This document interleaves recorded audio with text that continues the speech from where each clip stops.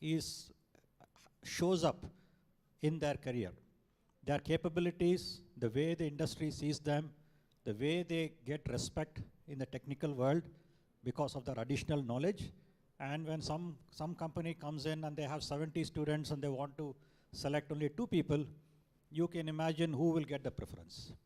So I really congratulate all of you in taking the extra step in going beyond what they teach you in college to show that you are different, to show that you can stand out.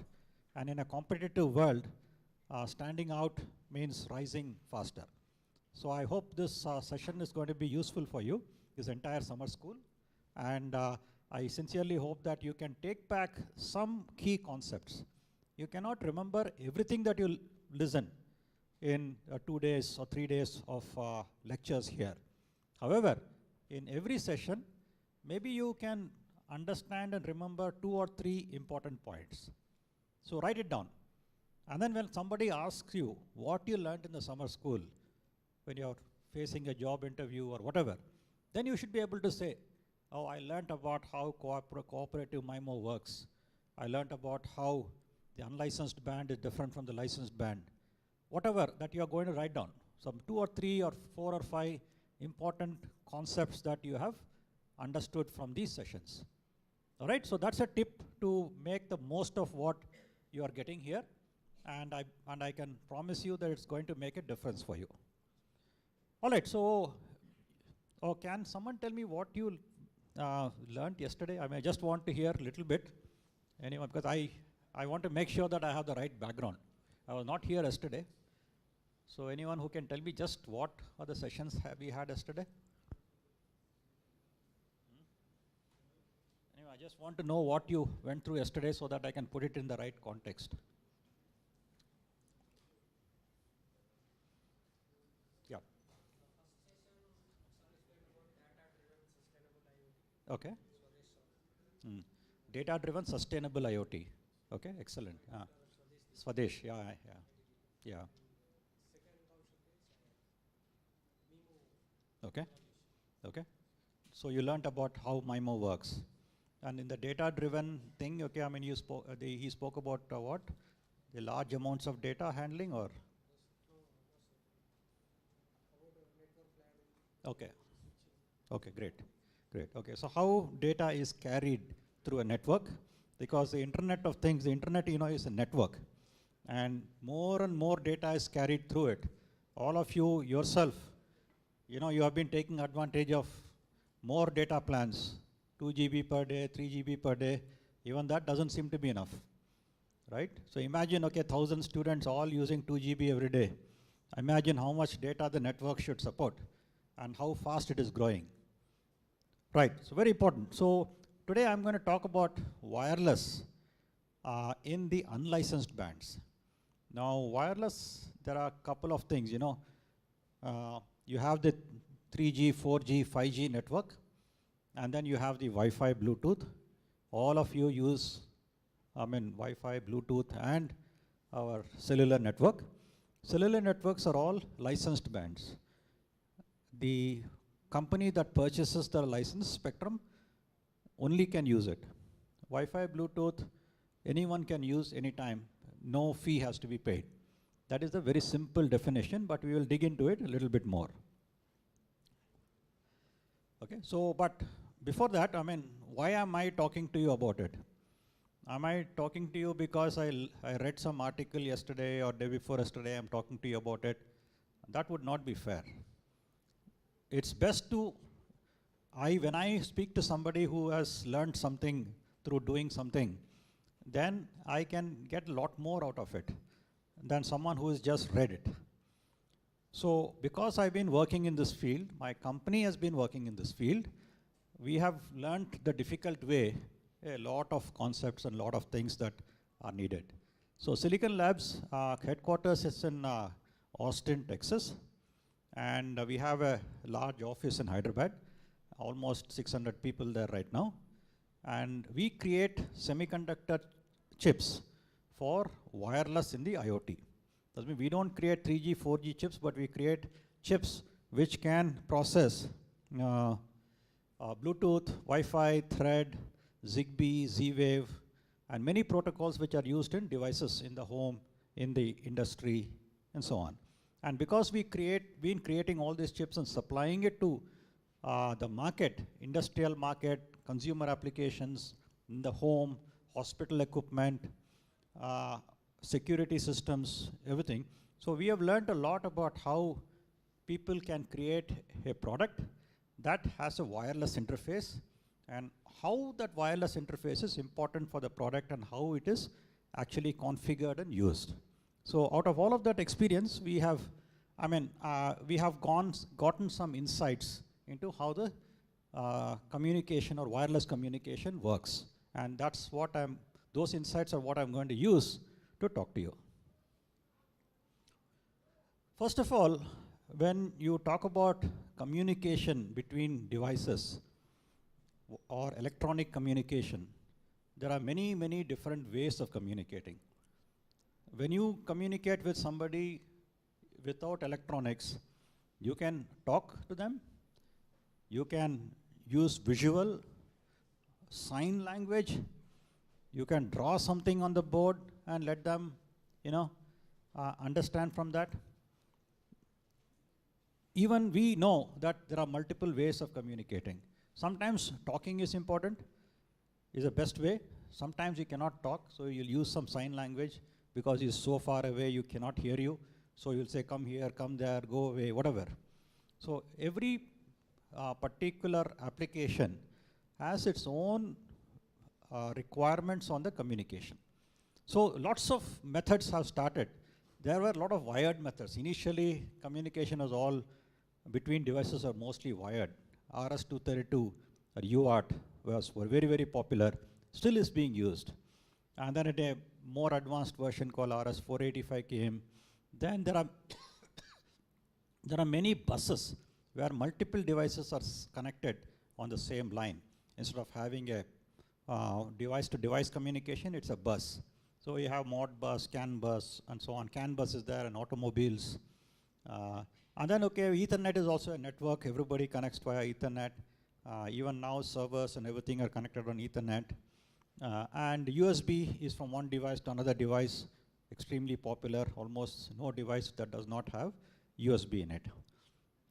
So many options. But in the wireless world, there are even more options.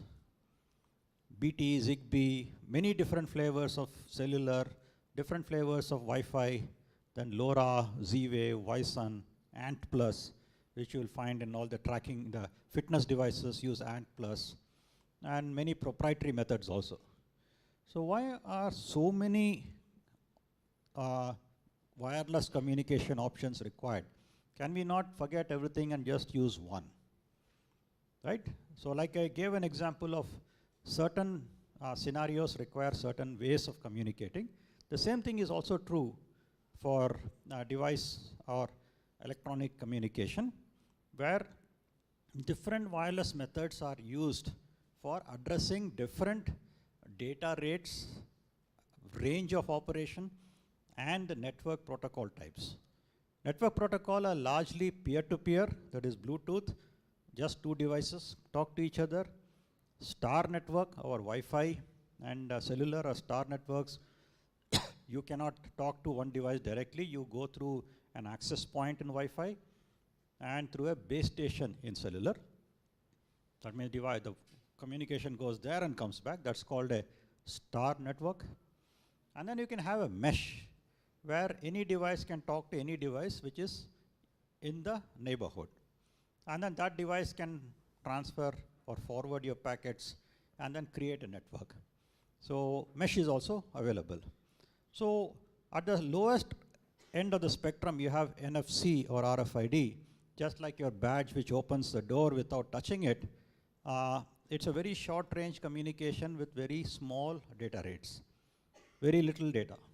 So much so that most of these devices don't even need a battery. So have you ever wondered how your badge communicates electronically without using a battery? Does anyone know how it can communicate without a battery? How it can actually send your ID information to some other device without using a battery? Anyone wondered about it? Anyone knows the answer to it? Hmm? You can raise your hand, I'll come to you. Hmm? Somebody said something? But you know that, okay, this badge actually works. It sends electronic communication without a battery. That's because it uses energy transmitted by the reader on the door. The reader on the door sends energy. And that energy is captured by the device and it uses it to respond back. So you cannot capture a lot of energy far away. So it has to be very close before you can do it. And then you have, for your fitness devices, you have BLE and ANT+. Goes a few tens of meters maybe, actually few meters, and then maybe 1 or 2 Mbps maximum. Zigbee is used in the home, 250 kbps. Again, can go 20-30 meters. Z-Wave can go a little bit longer. Again, it's a mesh network. Then we have sub-gigahertz Wi-Fi, 11AH, which can go maybe 10-20 Mbps, but can go up to 1 kilometer. Then you have Wi-Fi, which can give you tremendous data rate. We're going to talk about that. Tens of Gbps of data rate. And it can go up to 100 meters or so outdoors, and maybe indoors 30-40 meters, so that every room has to have a different access point. And then Wi-Sun is a new standard coming up, gives you about 1 or 2 Mbps of data rate, but can go many kilometers. And our 3G, 4G, 5G, the data rate is increasing like anything. And range can also be very high, even if you're far away from the cellular tower, maybe even 20-30 kilometers also it will work sometimes. So it gives you longer range, it gives you much higher data rate compared to earlier generations.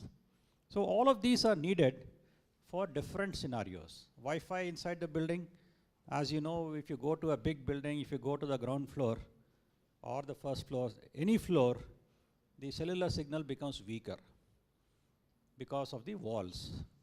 So the alternative is to use Wi-Fi, because Wi-Fi access points are there in every room.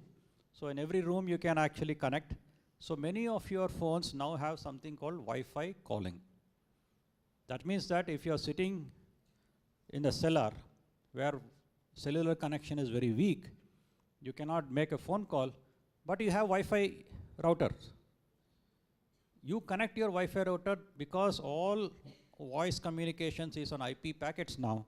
You can actually send your data over Wi-Fi, then it goes to Airtel office or Geo center, and then it forwards your call.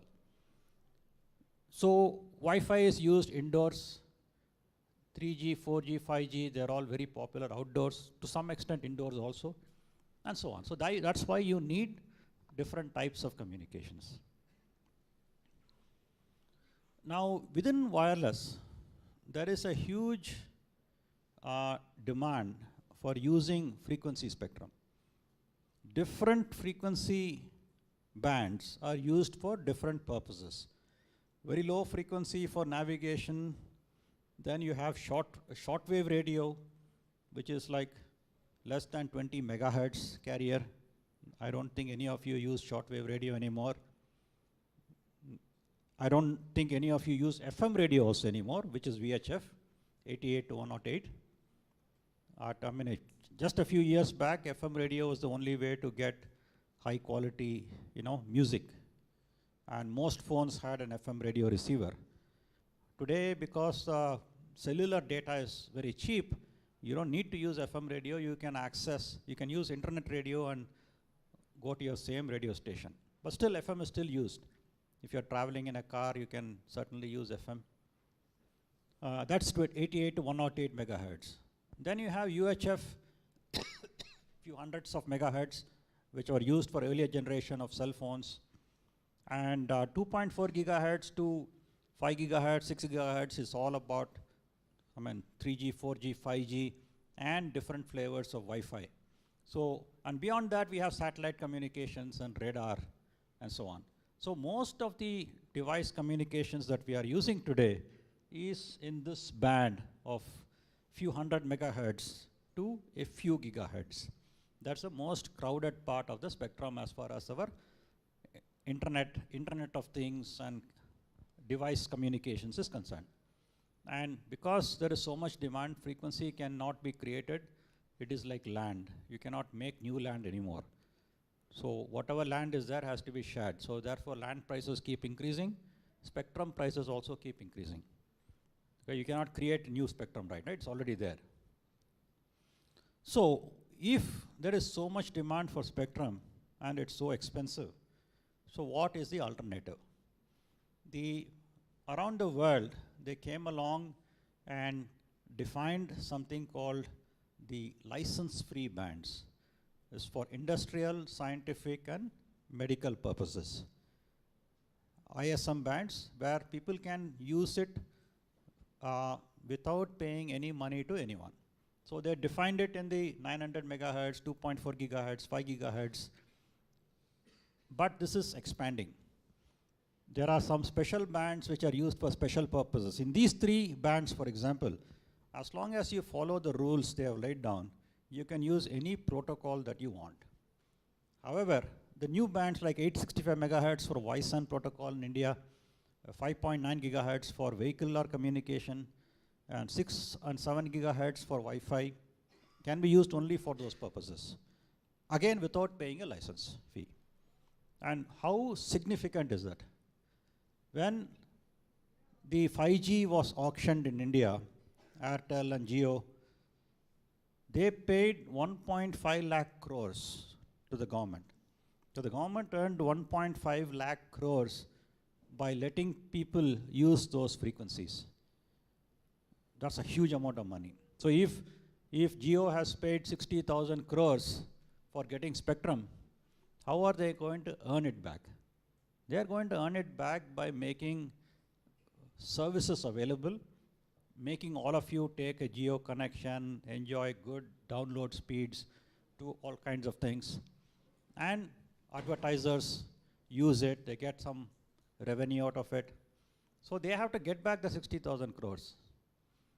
So to get it back, they need to use it very efficiently. They cannot be very wasteful of it.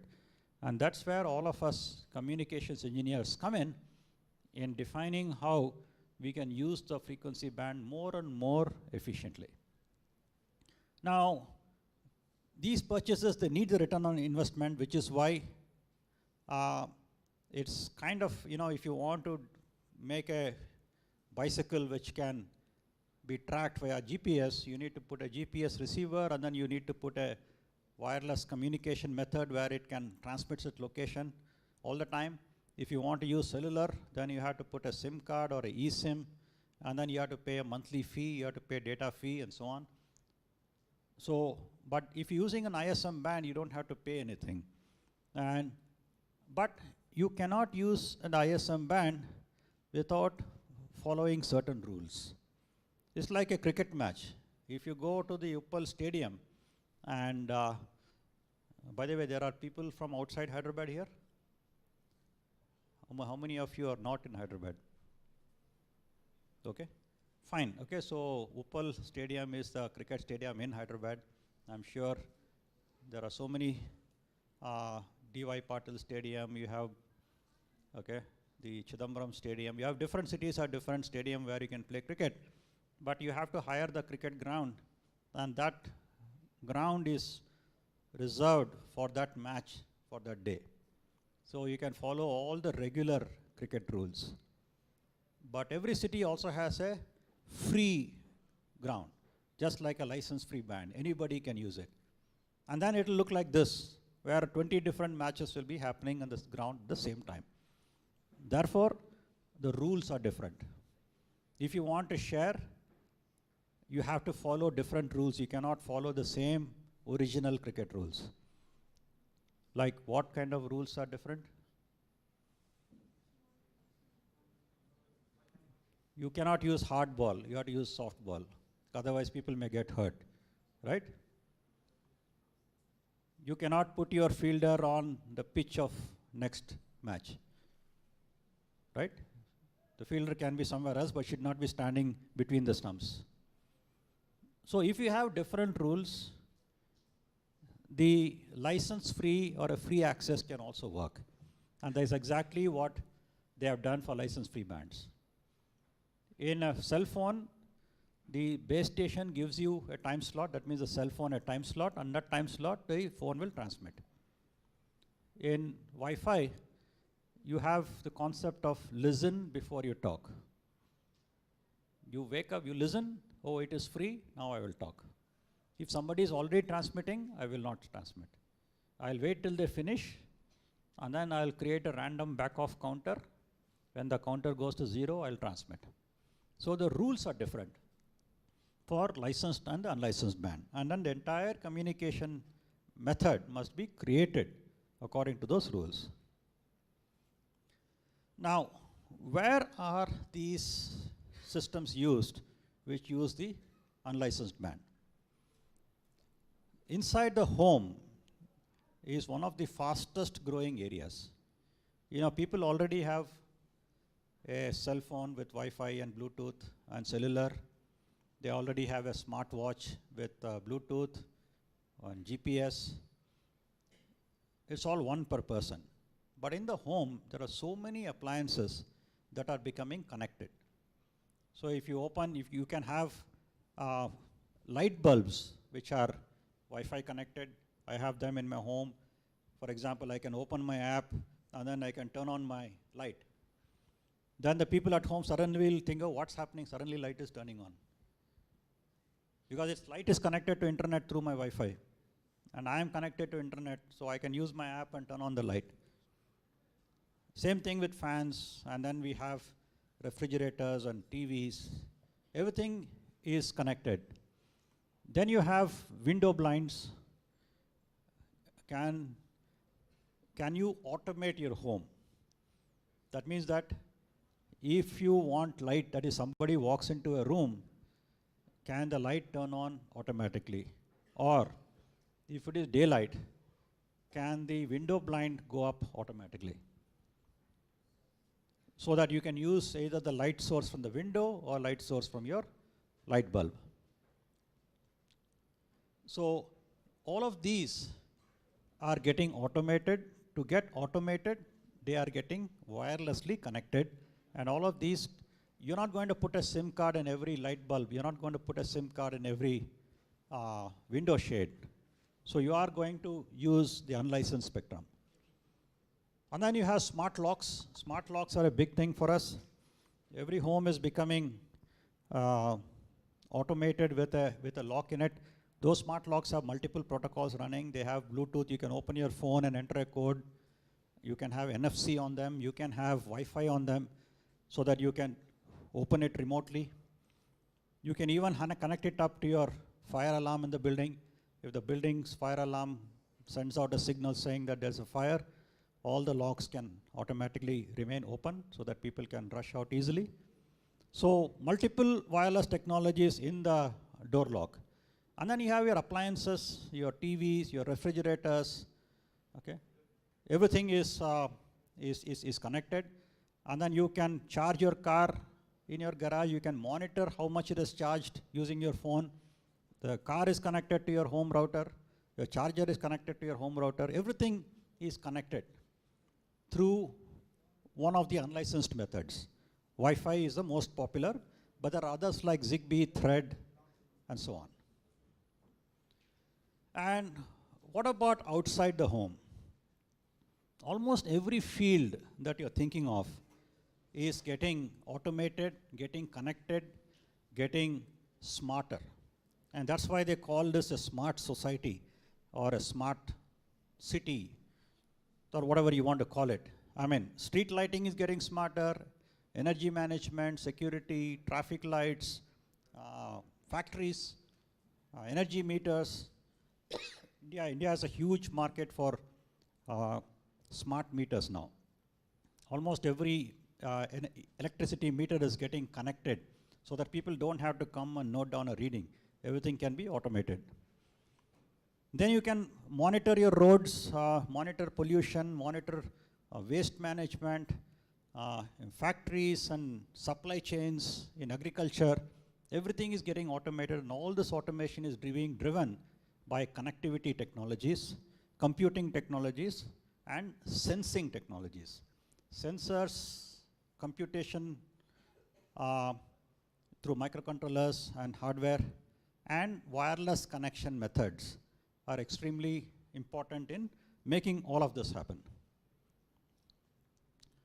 So among all of the wireless communication methods in the unlicensed band, there are several which are very popular, which we've all been using. Bluetooth is one of them. It started as for audio streaming. The early days of the cell phone, the Bluetooth speaker was a big boon in making the cell phone more popular. You can listen to your music from your phone, you can talk using the Bluetooth speakers. And for a long time, it was only for voice. Then they started it for data. Now, Bluetooth is a peer-to-peer communication method. The speciality of that is that in a large room, if I am Wi-Fi, if I am sending data to one particular receiver, no other receiver can transmit or receive anything useful. It is one at a time. It's like I am talking now, none of you would be talking. Or if you talk, certainly not for everybody else. So Bluetooth is peer-to-peer. In a party, in a large room, 20 different sets of people can be having their own conversation without interfering with the other.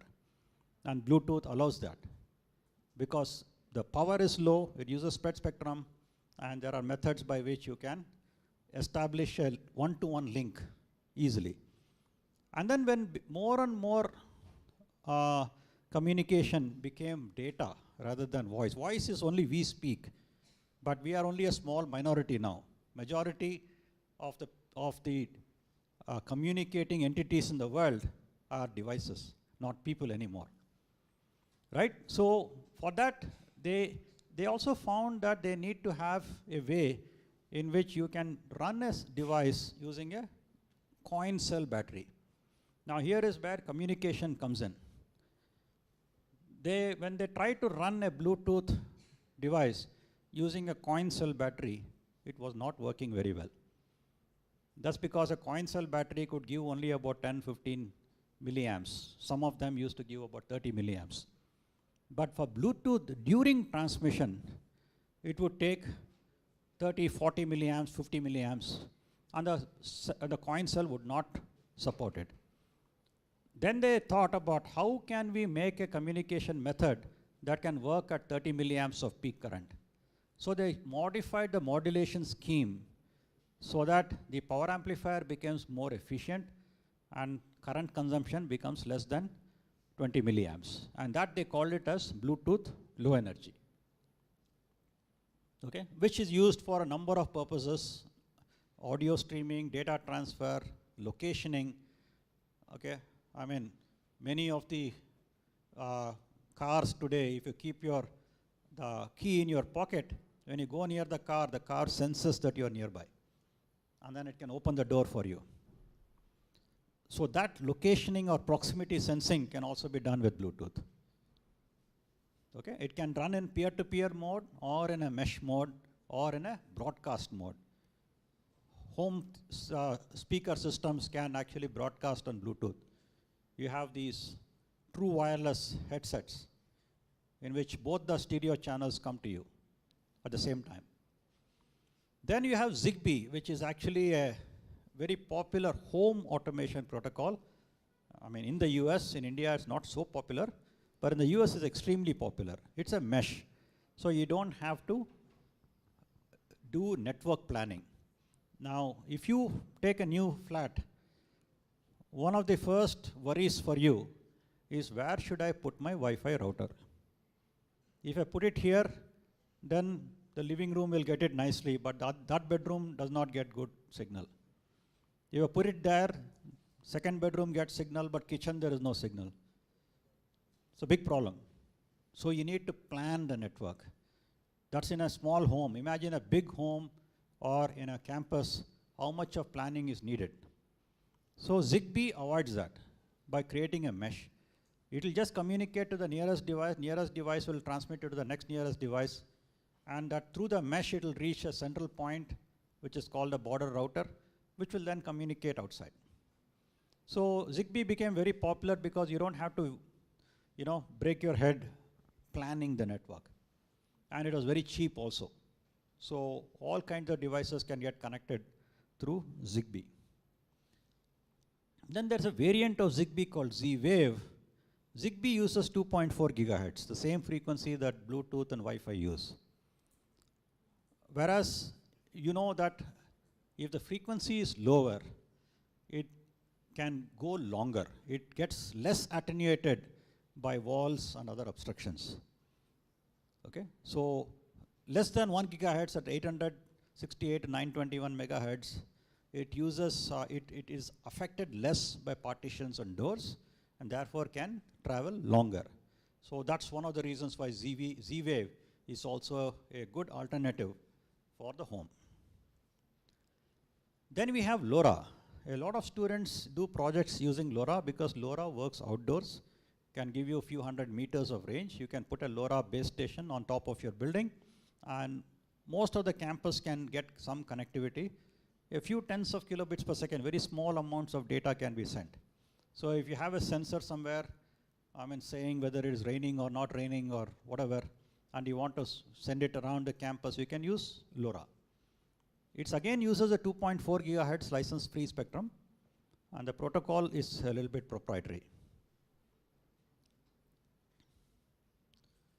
Okay, and then there is another protocol called Wi-Sun, which uses again sub-gigahertz. In India, they have opened up 865 megahertz for it.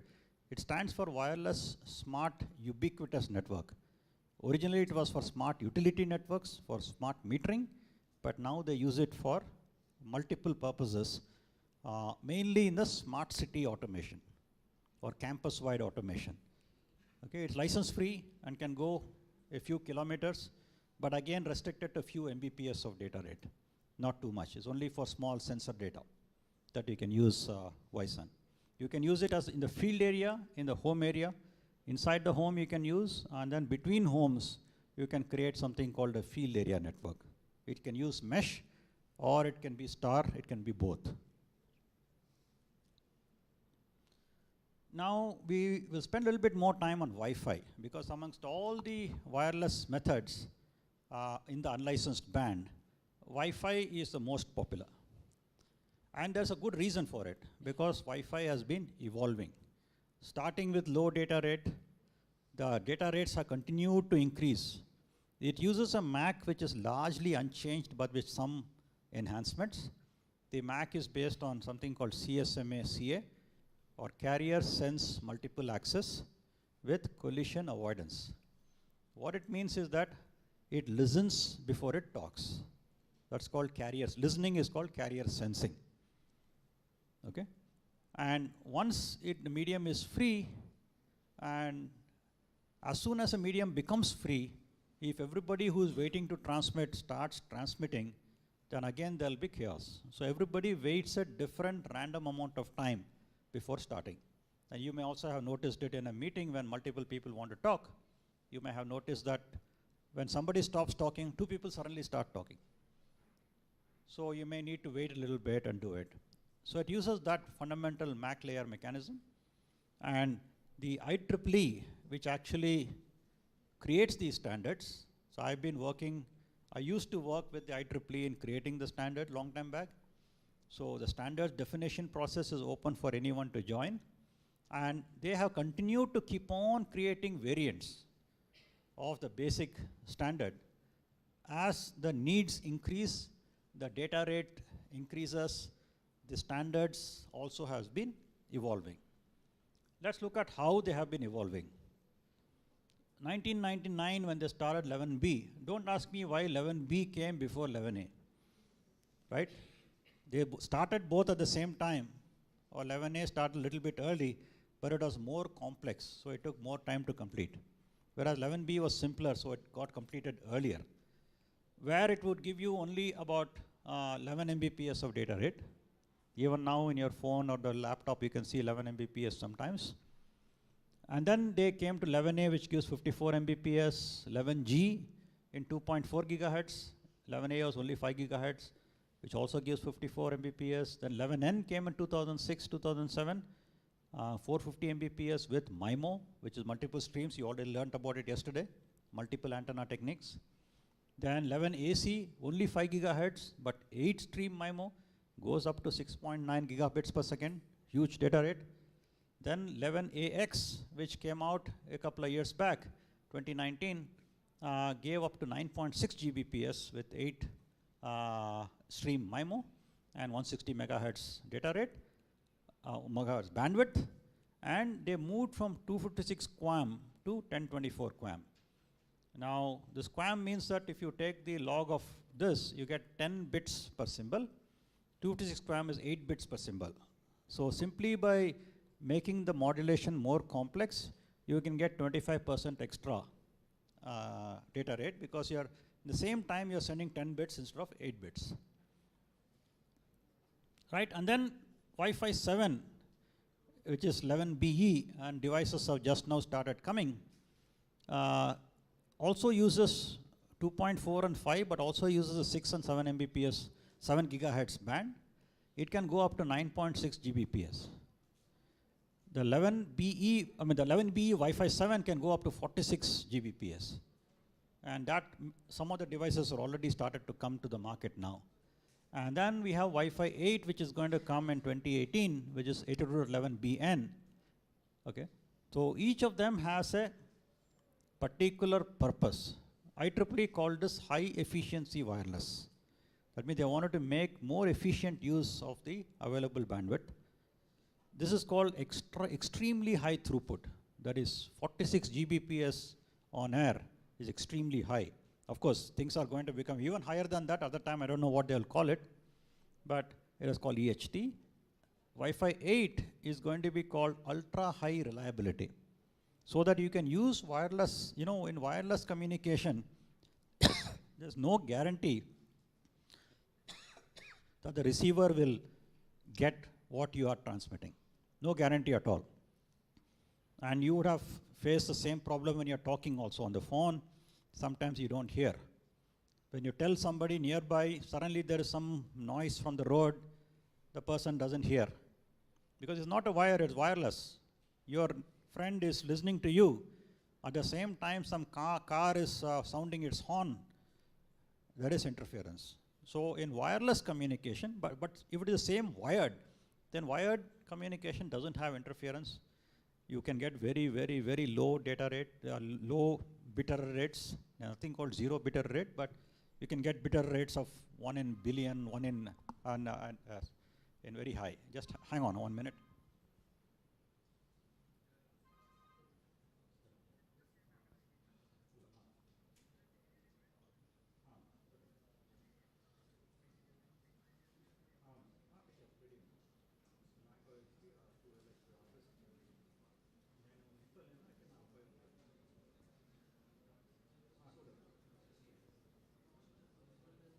All right, sorry about that. And so UHR, I mean, they're trying to find ways in which you can make the communication more reliable, and also, of course, increase the data rate and so on. Now, Wi-Fi 6, which is currently, prevalent right now, made some improvements in the areas of energy efficiency. That means, can a device have longer battery life, and how? One of the ways it can have longer battery life is if it does not waste its energy in sending the same information again and again. When will you waste your energy? When you are trying to explain something to your friend and he is getting so much noise, he is not able to make out what you are saying. Again, you have to tell him. Again, he says, sorry, can you repeat it? You are wasting your energy. The same thing with devices also. If it transmits something and the receiver doesn't receive it because of interference, then the transmitter has to send it again, and it becomes wasteful of energy.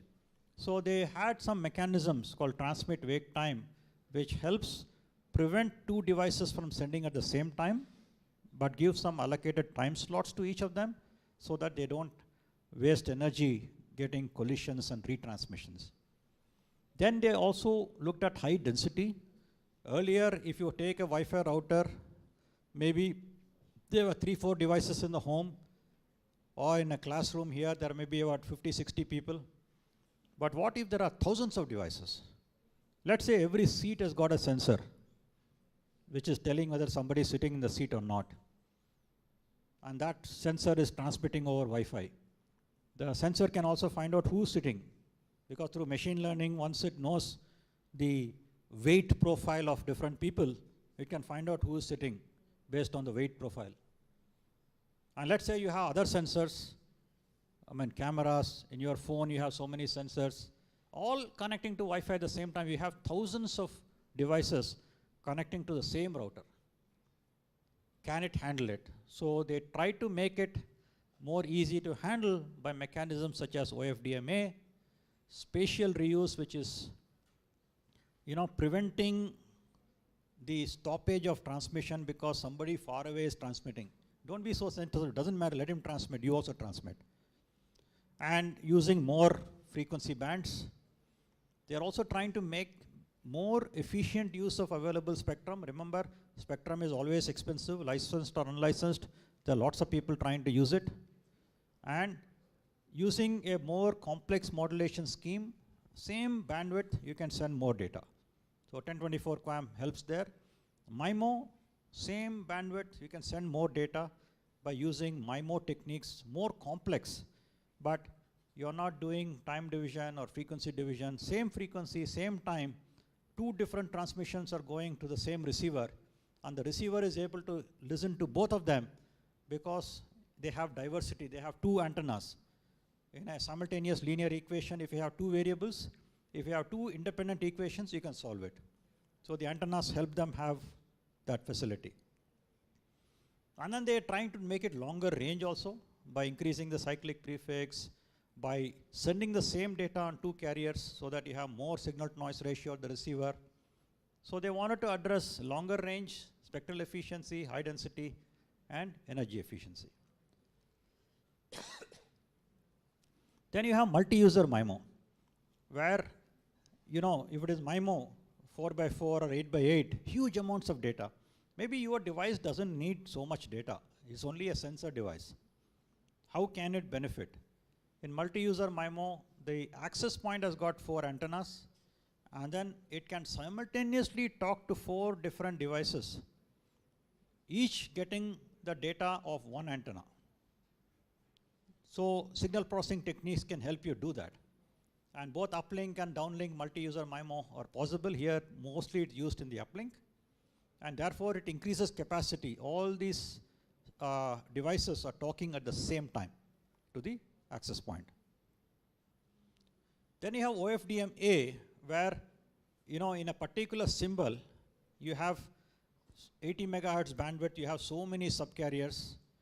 All is like, sending a train, or let's say you are sending a large lorry, okay, to deliver some packages somewhere. Fine, you made a bigger lorry because more packages are being sent now, everybody is buying from Amazon. But if you made a bigger lorry, what is the use? That guy wants only one package.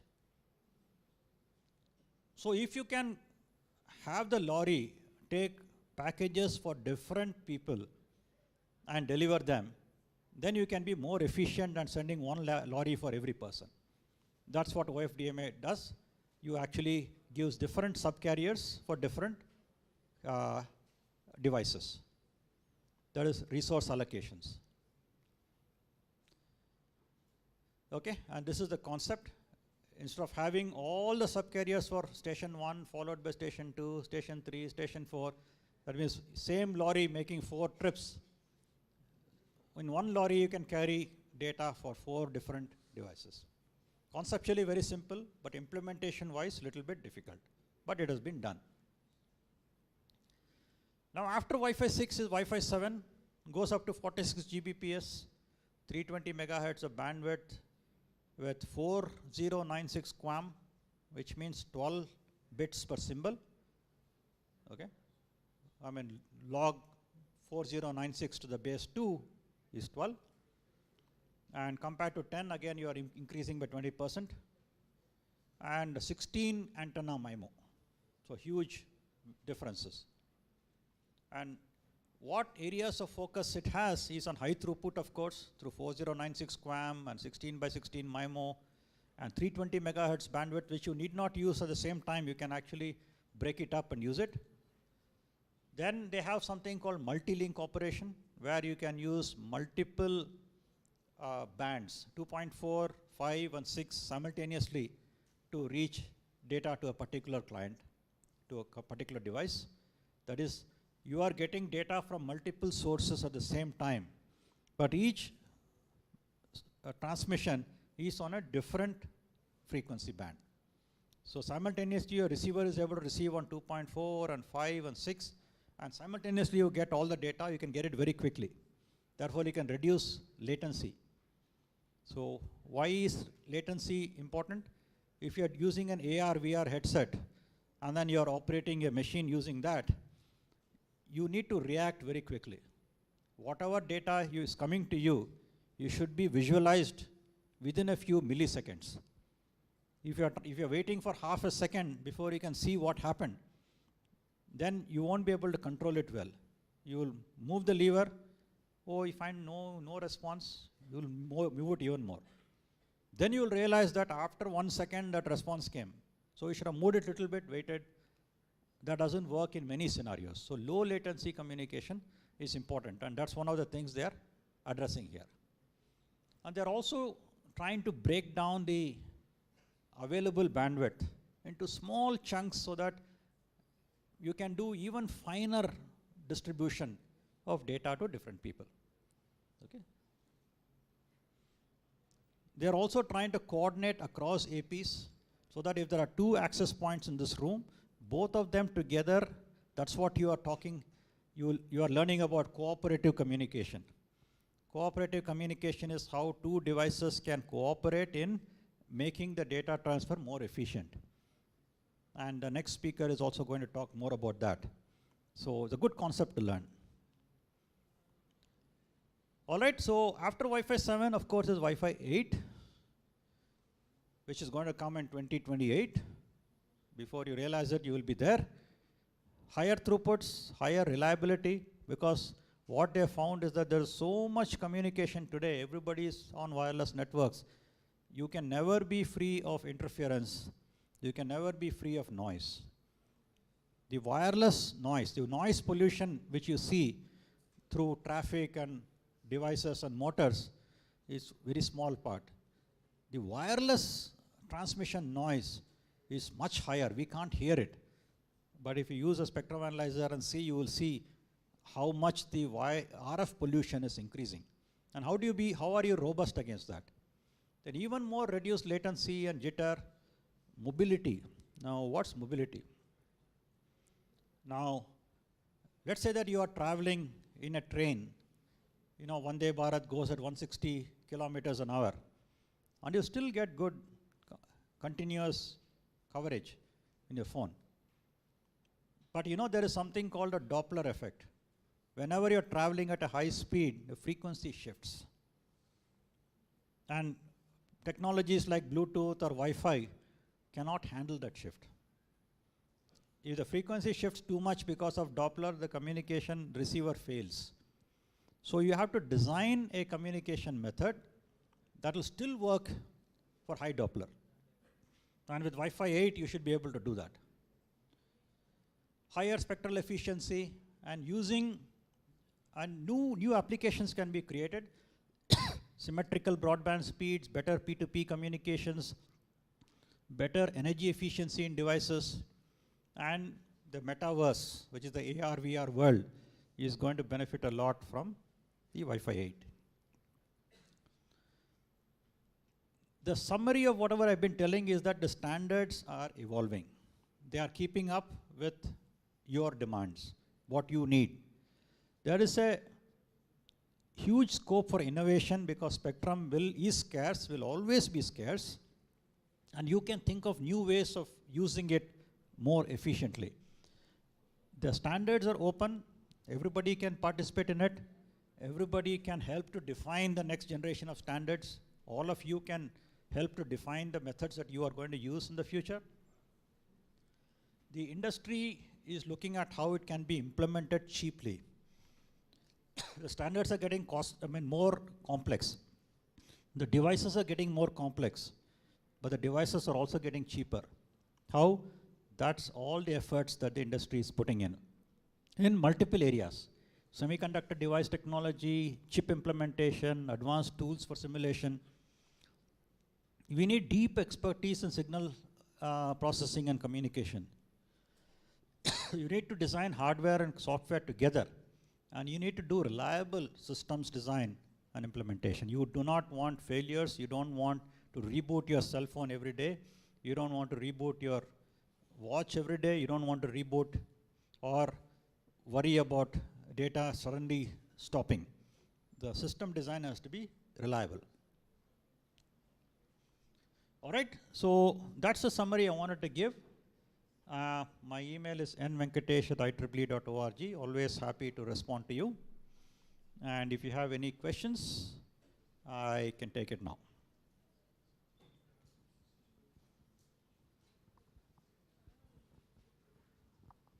Anybody has anything to clarify here?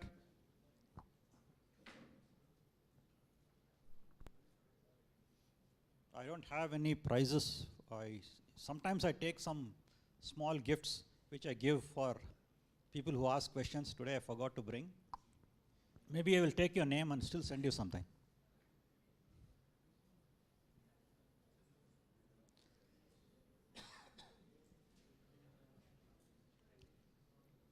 All right then. Okay. Okay. Yep.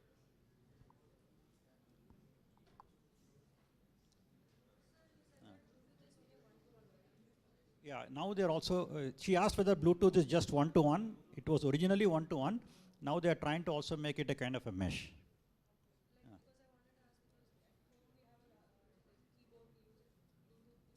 Yep. Yes. No, they established two separate one-to-one connections. For example, your speaker cannot hear your keyboard. So there are two separate one-to-one connections are established. You cannot send data from your keyboard to your speaker. Okay, so you can send only to one destination. That's what we mean by one-to-one. Okay, a good question. Yeah.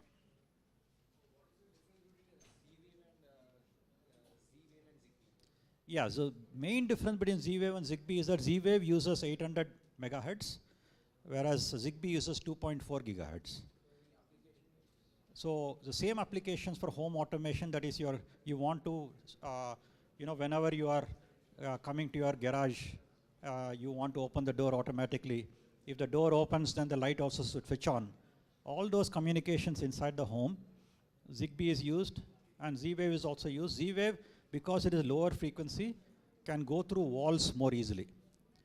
So if you are outside and then other part of the home is not getting the connection, suppose you have a sensor in your garden or the gate, with ZigBee it is difficult, with Z-Wave it is easier. But both are used inside the house. Have a question? No? Yeah.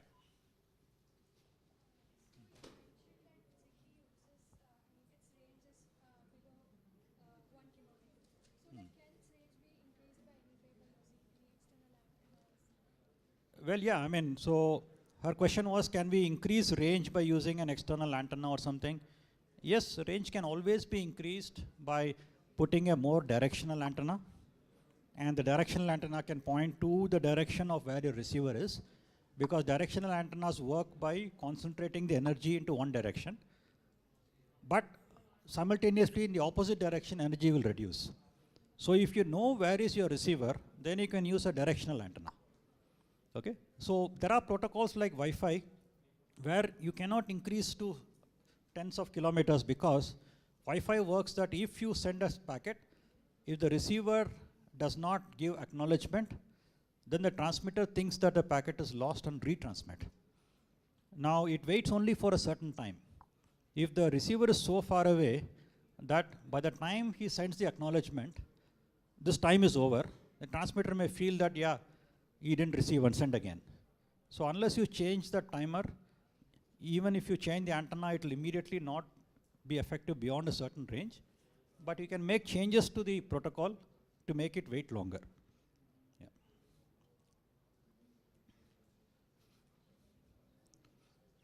Any other hands raised? Good questions these guys are asking, yeah? It gives a better insight, yeah.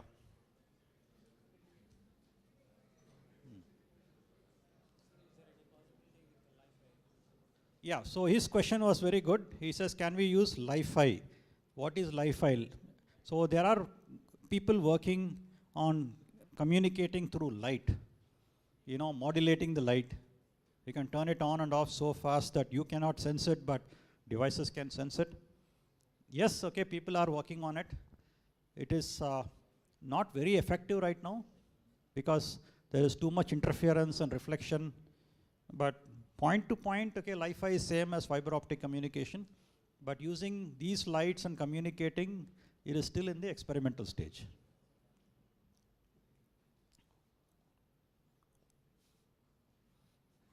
Any more hands raised? Okay. All right then, thanks very much and all the best. I hope you have we have kindled some interest in communications, and I hope you can do something in this area as you go forward. Thank you.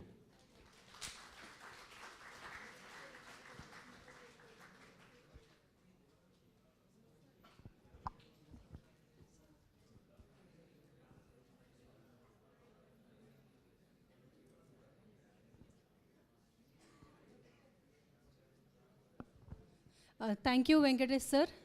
I'm sure you people have learned a lot as how the data rate and communication bandwidth has increased over the years. We all are using internet and data sharing methods and everything. You would have clearly understood the practicality behind that.